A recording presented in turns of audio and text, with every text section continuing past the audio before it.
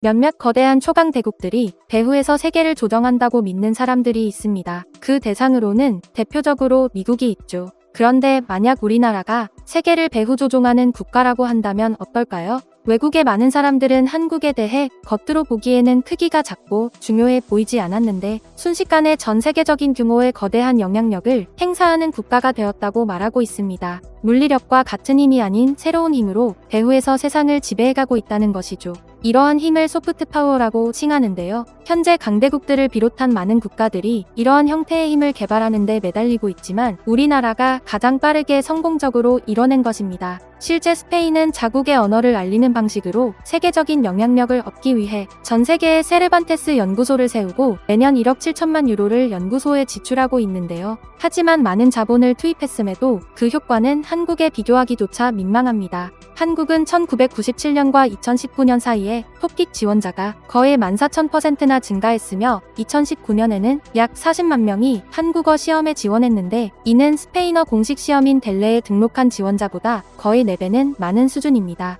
데이터를 보면 기업과 경쟁력 있는 콘텐츠에 대한 한국의 노력이 훨씬 더 성공적이었죠. 한국어는 세계적으로 8천만 명 정도의 원어민밖에 없는 소수 언어에 해당한다는 점을 생각하면 이러한 수치들은 정말 엄청난 것인데요. 이처럼 현재 세계는 물리적인 힘 외에도 다른 새로운 힘을 가지기 위해 경쟁을 하고 있고 우리나라는 경쟁에서 압도적인 선두에 있습니다. 하지만 새로운 힘이 무엇인지 또 우리나라가 가진 파워를 실감하기는 힘든데요. 한국이 가진 새로운 힘이 얼마나 강력한지 잘 설명하는 스탠포드 대학 강의가 있어 가져왔습니다. 교수는 한국이라는 나라를 전혀 모르던 자신이 한국에 직접 방문하게 되고 알 수 없는 힘에 끌리게 된 것을 설명하며 강의를 이어갔는데요. And I've titled my talk, Korea Gone Global, K-pop and Technologies of Soft Power. I knew nothing about Korea, really. Like I said, I'd grown up in New York and then in Jerusalem since the age of 3, and so really didn't know very much. I didn't know that Taekwondo was even Korean, but when I started practicing Taekwondo, I started learning how to count. I learned the names of the kicks. And so Korea sort of entered my imagination as this place where Taekwondo was developed. And after I finished high school, I attended I did my military service in Israel. And I decided before I went to college that I wanted to go and do Taekwondo in Korea. But I arrived one wintry day in 1993 in December, and what I remember was just how bright the lights were at night. And I also remember all the many neon crosses that I passed along the way driving through downtown Seoul. So it was really kind of my first encounter with Korea was one that I didn't expect at all. This next slide is a slide of myself and my other Taekwondo practitioners from my dojang. Soft power is a really, really powerful one. It is a way for nations like Korea to draw in interest from people from all over the world that can turn into a lifelong dedication, lifelong devotion, and interest and investment in learning things about Korea. So when we talk about soft power today, of course, we talk about K-pop and how everyone now knows what Korea is. And you go to BTS concerts and they're speaking in Korean, and people are learning Korean using different websites like Talk to Me in Korean. I like to start by challenging students to think about what Korean popular culture includes. And usually people will say, it's girl and boy bands like BTS. But there are other forms of popular culture that we are immersed in these days from Korea. One of them is, as I said, sports, Taekwondo, but also many of today's golfers are Korean. I mean, golf isn't Korean per se, but it's, there are so many great Korean golfers today in the world of sports, short track skaters as well. Korea really dominates also archery, so it's really interesting to think about Korean sports, both Korean food is a very popular form of culture. Cosmetics and Korean dramas, of course, are widely available. So Korean popular culture is really a broad category that encompasses a lot of cultural forms, not just K-pop, not just singers and entertainers. The next term I want to discuss is the term soft power. A scholar named Joseph Nye, who published an article in 1990 in Foreign Policy. He writes, quote, "Power is changing in world politics." In other words, power is that which makes it possible for you to make other countries do what you want, rather than using brute force, military force. Today, he observes, there are new forms of power that can be leveraged that are included in technology and communications. So Joseph Nye is anticipating that traditional forms of power, military, economic power, are being supplanted, replaced by new forms of power that are not military, they're not force. Joseph Nye writes, quote, "A country that stands astride popular channels of communication has more opportunities to get its messages across and to affect the preferences of others." As I said, it is soft power is no longer using force, military and economic means of making other countries change their minds, but using culture and using technology and communication to do that in a much more effective way. I think, again, if we think about Korean culture and the reason that students like you are listening to this lecture, it's because South Korea has done something really remarkable over the last 20 years. It has managed to produce, it's a small country by comparison, but it's managed to produce some of the most compelling, high quality culture, popular culture in the world. So one of the really tremendous achievements of South Korea over the last 20 years is that it has become the major producer of youth culture in the world. If you think about, Korea is not, it's has one of the biggest economies in the world. Well, now that we know, can anyone do that? Can anyone establish that in the same way that South Korea has? And do you think they would be successful? So in a way, we're always asked, what happened to J-pop? Why is J-pop, how did J-pop, Japanese pop culture, not ride this wave that Korea is riding? 교수의 말처럼 최근 우리나라의 영향력은 상당한 수준인데요. 인도 뉴스에서는 이러한 한국의 영향력에 대해 다룬 적이 있습니다. How Korean culture is increasingly making its presence felt around the world. The list of South Korean exports is long already. K-pop, K-dramas, beauty products, their food, their fashion. The Korean language might be the next big thing. Laos, Thailand, Myanmar have adopted Korean as a foreign language in their schools' curricula. Last year, Vietnam started teaching Korean at its elementary schools as a first foreign language. In India as well, the Korean language is making its presence felt. Courses in the Korean language became increasingly popular in India. The Korean language course saw an increase of 175% in 2022 as compared to the registrations in 2021. Did you know that the Korean language is one of the fastest growing languages in the world? Korean was the 7th most studied language on the application. Interestingly, Korean has outperformed Chinese, which has found itself on the 8th spot on Duolingo over the last few years. This boom in popularity of Korean culture has happened over the last several years now. A surge in interest toward the language in the same period. The number of King Sejong institutes, that the government-run Korean language learning institutes, increased since the year 2007, when the organization started out, setting up 13 institutes in 3 countries. As of 2021, there were 234 institutes in 82 countries. The interest in Korean pop culture has exploded over the last few years, and a direct result of this interest, the interest in learning the language, has shot up. Or even to work with Korean companies in Asia. Students are eager to learn the language because that also helps them enjoy the culture, to be able to engage with their favorite singers or actors perhaps. According to Netflix, over 60% of all Netflix members watched Korean titles last year.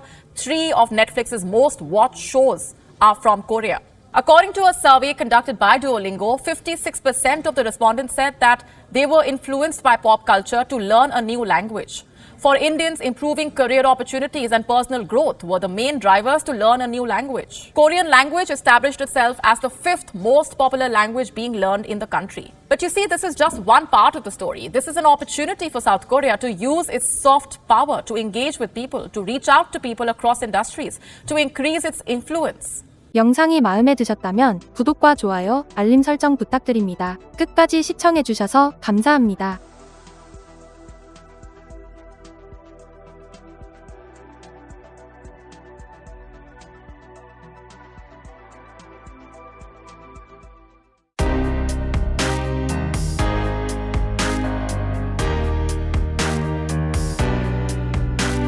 세계 평론가들은 1990년대 이후 몇 번씩이나 한국이 붕괴될 것이라 예측했다.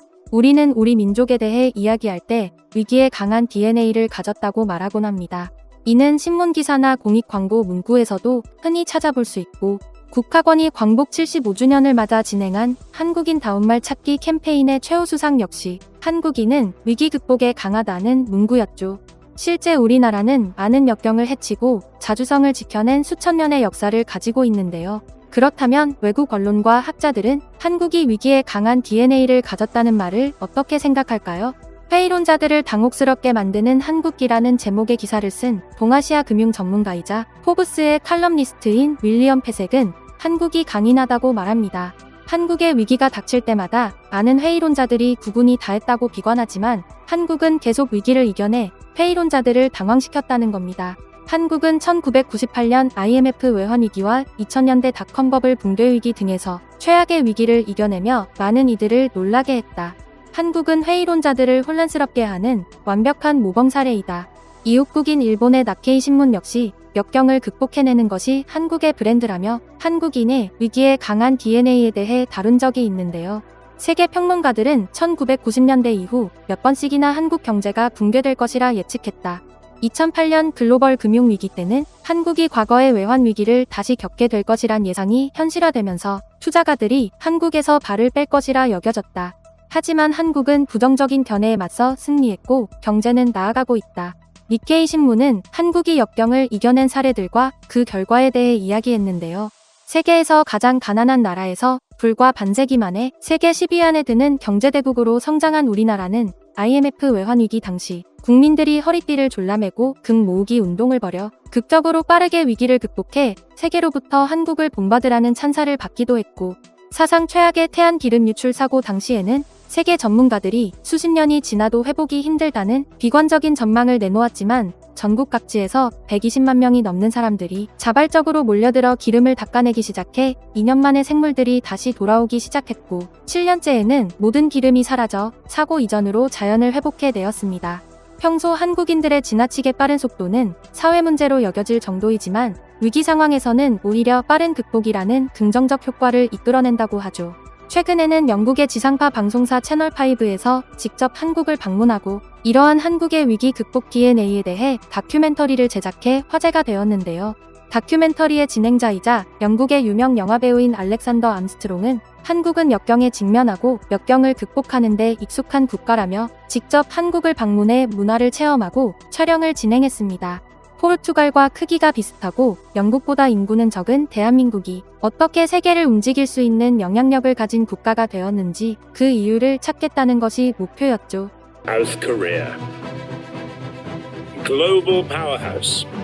Economic miracle. Yet it's smaller than England. K-pop, Gangnam Style, K-drama, K-everything.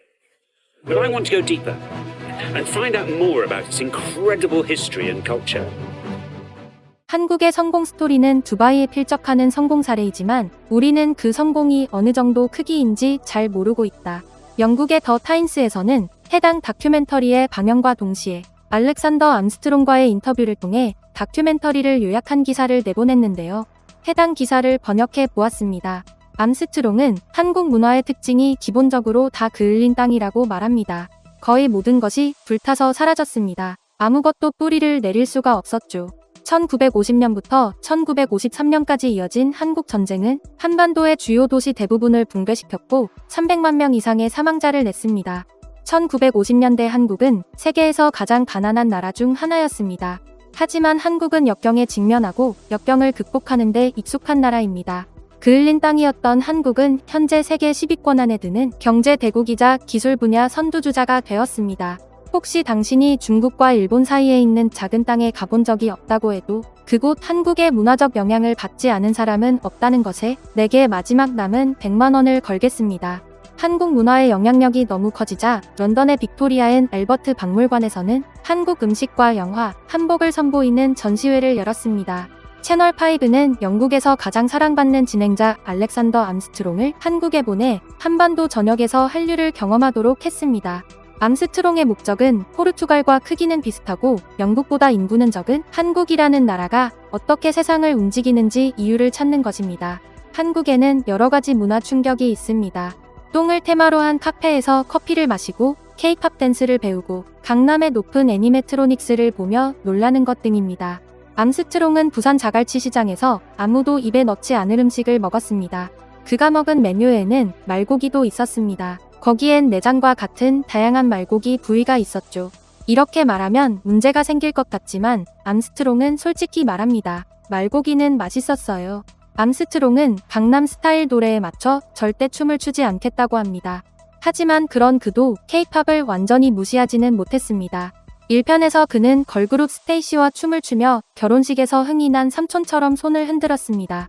암스트롱은 이 일이 아주 재미있었다고 인정합니다.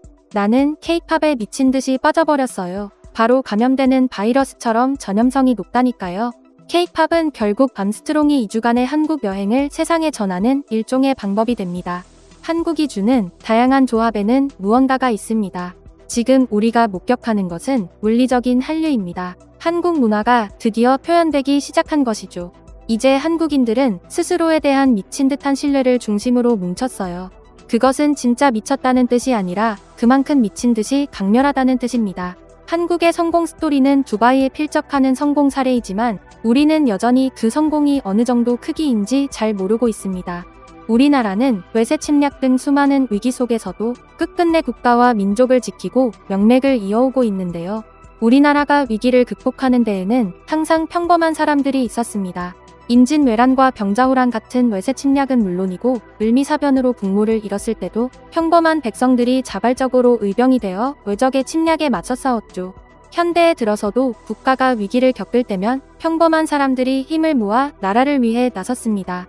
외환위기 당시에는 나라를 살리기 위해 많은 사람들이 소중한 결혼 반지, 돌반지를 내놓았고 바다에 기름이 유출되었을 땐 많은 사람들이 기름을 닦아내기 위해 찾아갔습니다. 중고등학생도 수학여행과 졸업여행 등을 반납하고 기름 닦기에 손을 보탰고 생업에 바빠 미처 찾지 못하는 사람들은 기름을 닦아낼 수건이나 이불 등을 택배로 붙였습니다.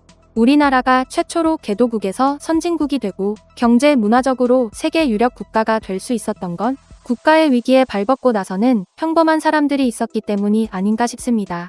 그러면 국가의 위기에 발벗고 나서는 많은 분들에게 감사 인사를 드리면서 오늘 영상은 여기까지 하도록 하겠습니다. 영상이 마음에 드셨다면 구독과 좋아요, 알림 설정 부탁드립니다. 끝까지 시청해주셔서 감사합니다.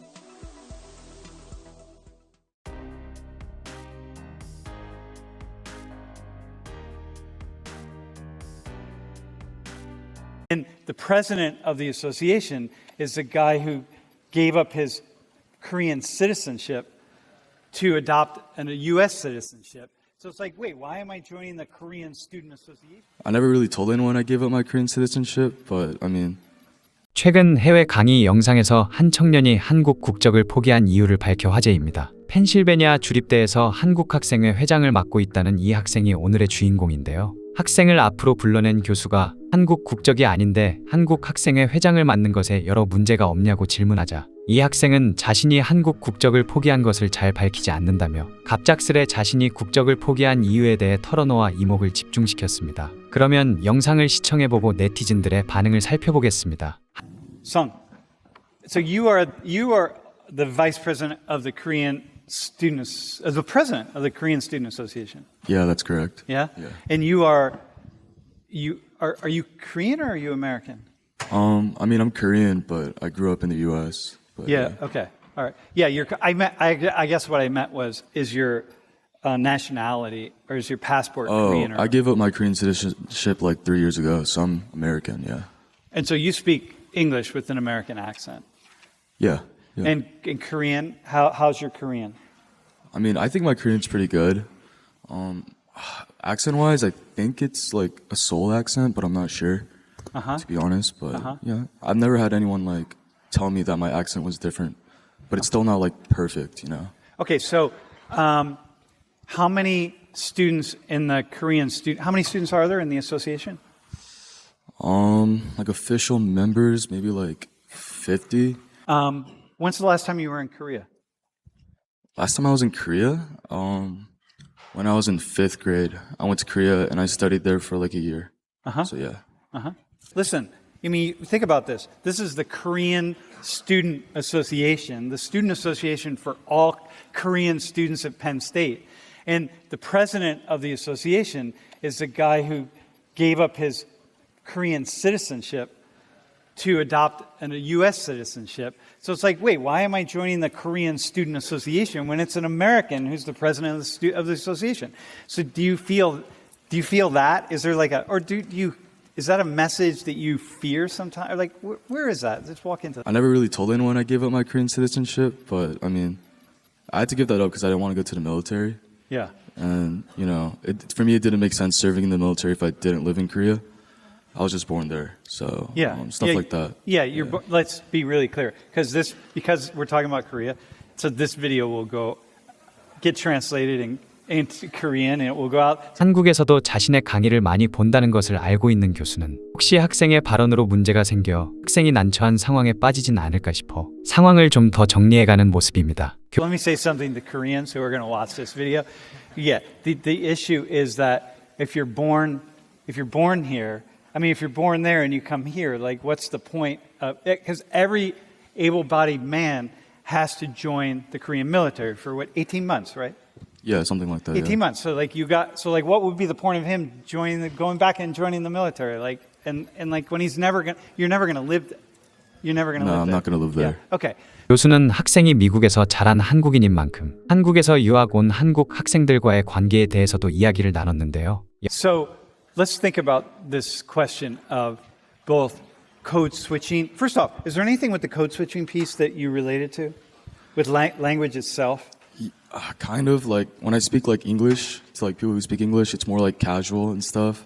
But when I speak Korean, I try to be more polite when I talk to people. Try to be more polite? Yeah, try to be a little more polite, yeah. Like you want to be more polite, more formal? Yeah, a little more formal, yeah. When I talk to like Korean international students, like when I try to make my first impression, I try to like impress them by talking about stuff about Korea that I know, that they won't think that I would know. And I try to like use like fancy words sometimes in Korean. Yeah. But and when I talk to like Korean American students, if I do speak to them in Korean, it's more like, even if I make a mistake, I'm gonna just keep spitting it out. And then it won't matter. Yeah, it won't matter, to be honest. Yeah. You said you try to use like fancy words. What's like a word that you would use? I mean, it would have to come up in the conversation, like certain like vocabulary words that I would pick up on.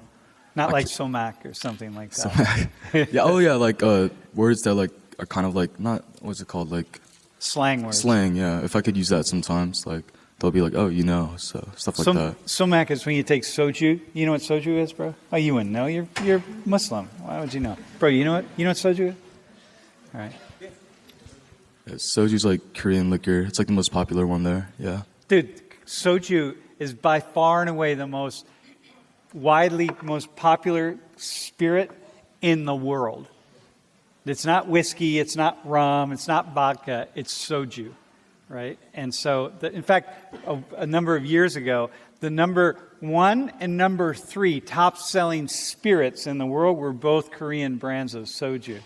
So, if you haven't tried it, anyway, you mix soju with beer and it's called somak. Somak? Did I say that right? Yeah, somek, yeah. Somak, all right. That's less of an issue with you because you speak Korean at like an 85 or 90% fluency rate, right? Yeah, I really never had that problem with like being afraid of speaking Korean or something like that, but Plus, you look Korean. I mean, you are Korean. Yeah, In fact, yeah. biologically, you are biologically, Korean. yeah, I'm full Korean, yeah. Like when I speak Korean to like, let's say someone that's from Korea, like they know that I'm not from Korea when I talk. So sometimes I have that in the back of my head as well, like, oh, they know that I'm just from America, but I've never felt embarrassed or like anything like that from it. I think I'm just try to be more confident about it, and like if they do think that my Korean is bad or anything like that, that just means I have to improve on it, but stuff like that. Or it's really more about them, right? Yeah. But the difference, though, with Korea is that Koreans, a huge swath of Koreans really want to learn English. Like, so for many Koreans, they would rather be you. There's so many people that would rather speak English with an American accent like you do and be 85% fluent in Korean. Like, that would be great for them. Am I right about that?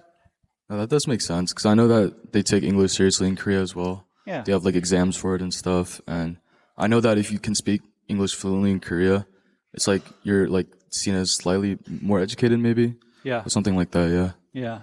Let's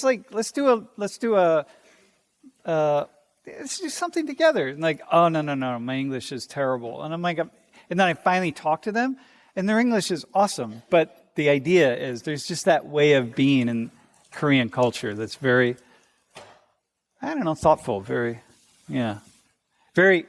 modest.